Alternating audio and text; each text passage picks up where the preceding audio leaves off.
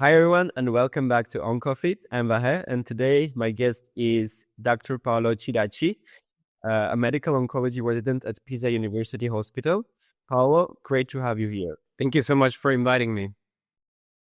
So, before we get into the heavy stuff, I want to ask, how do you take your coffee? My favorite coffee is the first one in the morning. I live with my dog. I usually wake up in the morning with my dog on my face.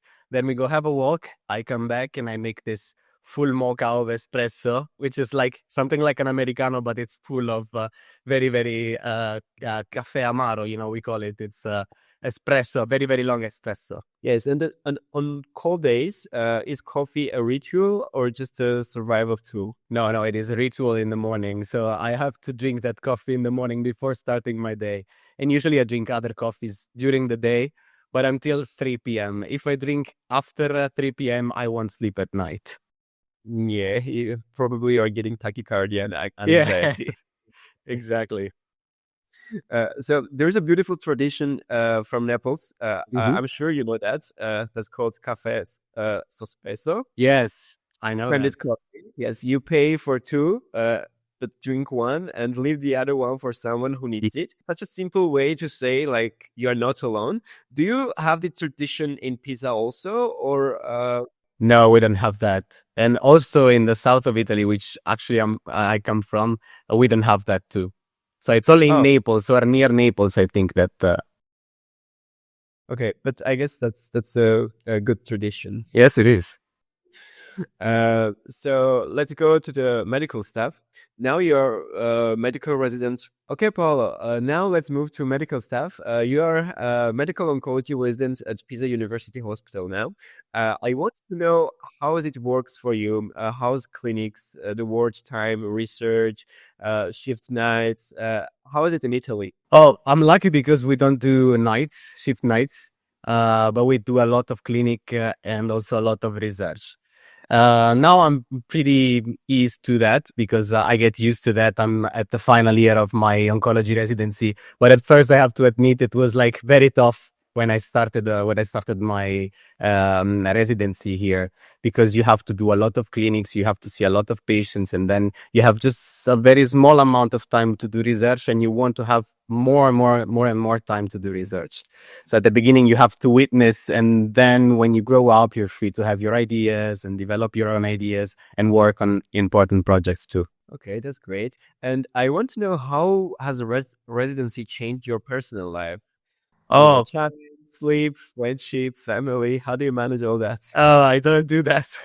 To be completely honest, I mean, I'm very focused on what I'm doing now and during the residency, and it's like I completely do my residency. And when I come home, I usually come here at work from 8 a.m. to 8 p.m. And then when I come home, usually I have other things to do and also taking care of my dog. And I sometimes I wish I could have like something like 6 hours more a day to give 2 hours to my dog and other hours to research and all the other stuff that I have to do. So usually it takes also the weekend. It's difficult to have this balance between your residency and between your personal life. And something that recently happened, it was my best friend's 30th birthday. So he invited me to join to this big party that was like 2 days, but I was submitting an important article to a journal. So I said, well, okay, I'm going to go there for one day. And then the day after, when I was in the train, still putting the reference in the article, I was thinking about, well, that's what I choose. So I don't have to think about that. So it's a choice. You make a choice. If you want to do clinic, you want to do research, this is the perfect time to do that, both of them, and you have the right energy to do both of them. I usually think when I will get older, I won't have that energy and that stuff. Yes, things we do for science, but it's our choices, so we don't have to complain about that. Paula, have you felt close to burnout at any point? And what helped you? Especially at the beginning. I mean, because you just face this huge thing. Also, what we do in clinic really have a great impact on your life, because usually a visit takes 10 minutes. Then you come back home and you think about it a lot of time. Usually here when you do like morning and afternoon, you see like 30 to 40 patients a day. And then you have to do all the research stuff. And then you come back home, you have a lot of things in your mind, and usually something keeps you awake in the night. And then the day after, you have to do once again. I think you have to set priorities to get through the this issue. So you say, today I have to do this. Tomorrow I will do that, and then I will do that other thing too. At first, it was very difficult because I arrived here. I wanted to do all the things all together. I wanted to finish my day with all the stuff done. Then I learned that it's impossible to do that, and I set my priorities day by day. So that's the tip, I think. Yes, I guess the checklist is helping a lot. And now I'm writing all the things I need to do, and like just removing something gives me pleasure. Yes.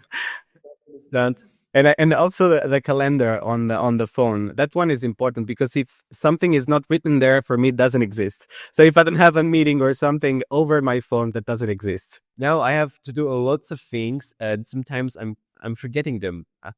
I just that's why I need to write everything down to not skip anything. And then it gives you that peace when you delete the stuff that you've done all the time. You say, yes, I did it. If a new resident asks you how to protect their mental health from day one, what would you tell them? Well, that's a tough question. First of all, priorities. So learn what is your priority today, and don't be afraid to say, I'm full of stuff to do. I cannot take other things more, because unless if you take a lot of things, you do a lot of things, but very, very bad. So you have to demonstrate your value at first. So you have to take the right things and do them perfectly. Thank you so much for the advice. Paolo, you are actively involved in ESMO projects. During the ESMO GI this year, you presented about the PARERE trial. Yes. I'm not sure if I'm pronouncing it Perfect. right. Yeah, it sounded Italian, as it is actually, which in Italian means opinion, parere. When you say you have a parere on something, it's like you have an opinion on something. Yes, actually, I got some Italian friends who taught me some Italian words, but I won't tell them here. Okay, let's go back to the ESMO. And lately, during the ESMO Congress, you presented about the TriComB study. Yes. Could you please share more about them? Actually, I wasn't supposed to present the TriComB study. My colleague Veronica was supposed to present the trial. She didn't felt well, unfortunately, the day before taking the flight to Berlin.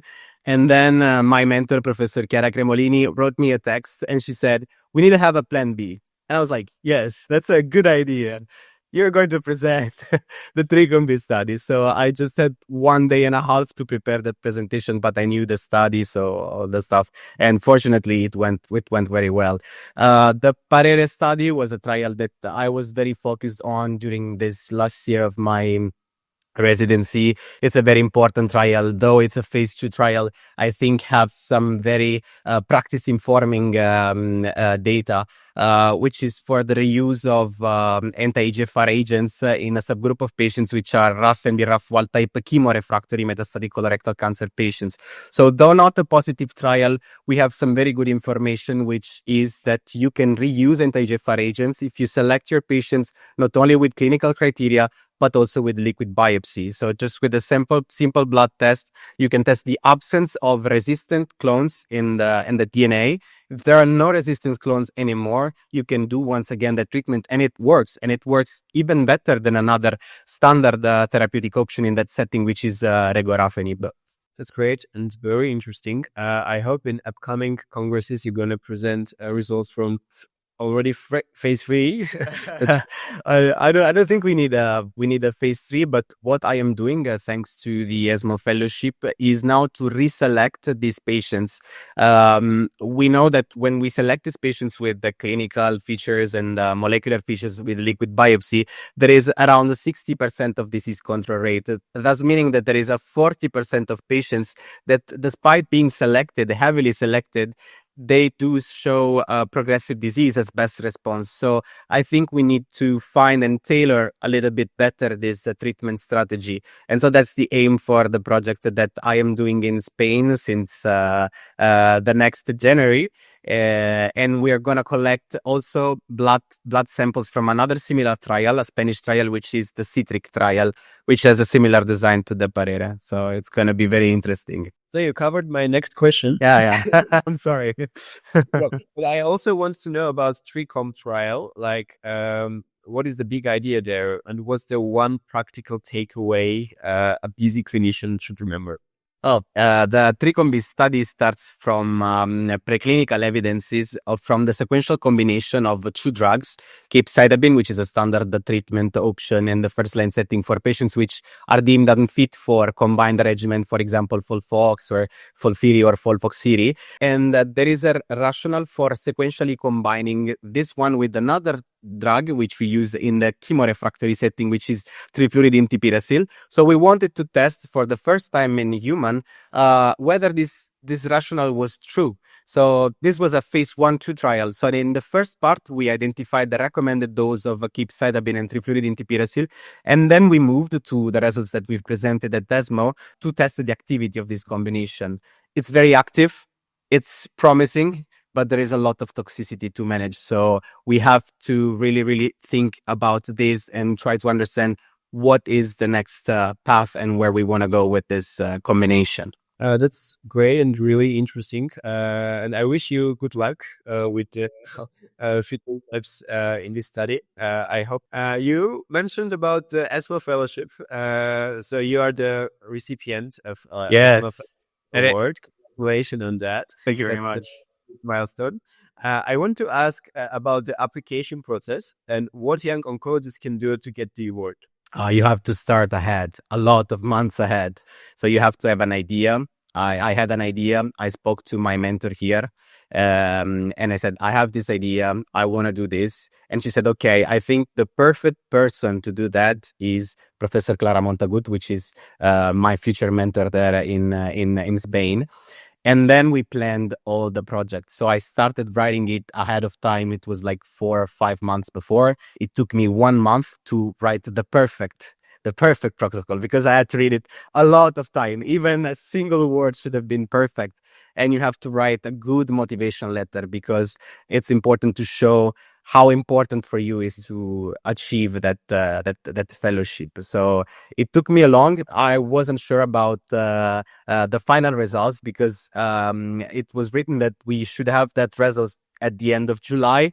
Then at the end of July, no email came to my phone, and I was like scrolling all the time the email to check whether ESMO sent me something. Then at the end, they were a little bit late, but it was like a very, very, a great day, one of the greatest day of my life when I read that email. And I said, okay, so I have just a few months more, and then I will go there. I have funds to do my project. So it's a great milestone, actually. Yeah, that's great. And congratulations again. Thank you. Actually, we're also hating the process of waiting. Mm-hmm. I don't know, like it's just killing me. Yes. And I was reading for other applications to do with the same project, because I was ready for a plan B also in that time. So I was thinking about if I won't be successful, and I was sure that it wasn't going to be like so successful, I need to have a plan B, because I really wanted to do that project. So I was lucky. Yeah, that's great that you have the award, and you're gonna start your fellowship this January, actually next January. Next January, yeah. Yes, in Spain. Are you mentally prepared for it? Yes, kind of. I'm going to bring my dog with me, so I need to mentally prepare my dog first, and then I will mentally prepare myself to do that. Usually I don't do that mental preparation for things. I just go there, and whatever happens, I just try to react immediately to whatever happens all around me. That's great. And what do you hope to learn there and bring it back to Italy? I want to learn a lot of translational stuff, because I started my oncology interest, let's say, when I was a med student. It was at my 3rd year, and I was in a lab because I wanted to do research. Like I was in love with Robert Weinberg, the biology of cancer and all this stuff. And I was like, yes, I want to go there. I want to understand what happens at the cell level. And right after my graduation, I spent a lot of time also in France to do preclinical research, so in vitro models. And then I moved here. It was 4 years of a full clinical research. So I expect to come back to where I started, and I will see what is going to be my reaction. So whether I like it, I can go in both directions, or whether it's going to be a year and then I will come back and shift back to the clinic. But hopefully I would like to find a way to put all the things together. Yes, that's great, and I wish you good luck Thank with the you. felt. And I hope you're gonna learn the things you want to learn and improve the overall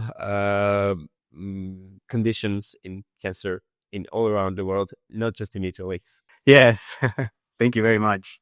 So, Paolo, now I want to talk about the things you are doing in your free time. I know you have a dog. You mentioned about that. Could you please tell more about your dog? Because also, I'm also dog owner. I have 6 of them. Oh, I just have Yeah. one. Yeah, and I want to know about your dog. It's a very small dog, but you cannot tell because he feels like he's a very, very big dog. I took it from the shelter when I was a med student. I was at my 4th year of medical studies. And so since then, he's always with me. He also came to France when I went there to do the preclinical research experience. So he's always with me, he always spend time with me. And sometimes I feel afraid because my job takes me a lot of time away from him. But I try to find a way to spend time with him every day. I usually go for a walk in the morning, then when I come back, then before going to sleep. But I always feel guilty, especially sometimes when I'm a lot of time here, I'm thinking, what is he doing? So, and I also have a camera. Sometimes I look at him on my phone. So I see his spine, he's sleeping, waiting for me, and treats and all the stuff. And food, because he likes a lot of food. He's a fat dog now. So needs to be back in shape. That's beautiful. And you mentioned a thing that you took the dog from the shelter, and I think it's really important to take dogs, to adopt dogs and other animals from the shelters because they're alone and need someone to take care of them. And sometimes people just want a good breed and don't want to take a dog from the shelter who is not, I guess, a breed. They're mixed, yes, and it's also important to take them because they're also beautiful and they're also have feelings. Yes, and they give you a And lot of love. yeah, and they need someone, so it's really important. And I hope this is a motivation for our listeners. If Yes. you have an animal, go to the shelter and adopt one. And they're really cute and good, and they're giving all their love to you. So it's, I think it's priceless. Yes, and sometimes they're evil because my dog sometimes is evil. So I always tell him, "You're gonna go back to the shelter." But I think he was very, very young when I took him, so he doesn't remember about the time in the shelter. He always remember the time with me. And what other things are you doing beside the hospital or reading papers? How do you rest? Do you do Uh, pretty music, food, pretty travel? nothing. I used to play piano when I was younger. When I was 5 years old, I started playing piano, but then I left it when I started high school. So it's a lot of time. If I have sometimes I like to listen to music, all this stuff, but I'm seriously focused on what I'm doing here. And when I come back home, I bring all the stuff. I think next year's one of the next milestones is to learn to give myself a little bit of time more for my hobbies and all this stuff. Yeah, that's really important to give ourselves time to rest. Otherwise, we won't take too long. Yes. We will get very tired, and that takes us nowhere. And we will also do bad with our work. So it's important to take rest and give time to yourself. Yes. Paolo, yes. I want to ask, you're living with your dog alone. Yes. And you are an Italian. So Yes. I could ask, what is your favorite meal to cook during the Well, day? Or cook? I don't cook a lot, but of course, pasta is. I would sound like so Italian, but pasta is the favorite meal to cook. You know, pesto pasta. You can do whatever you want. Yeah, everything is good with pasta. And what is your favorite sauce? My favorite sauce, ragu, probably. Oh, that's great. All of my Italian friends are cooking. They're good at it. So I was having a program this summer, and I met some Italian guys, and like they were making pasta every Always. day. Yes, yes. It's a part of the meal for Yeah, but every time it was different because they were using different ingredients, and it was really good. yes. I'm trying to do that, but I'm nowhere near this. No, it's easy. It's easy. I mean, you just have to cook the pasta and then you can put whatever you want on it. Uh, you know, Paolo, if you were talking to med students or junior residents listening right now, what do you wish someone had told you earlier? not take yourself too serious.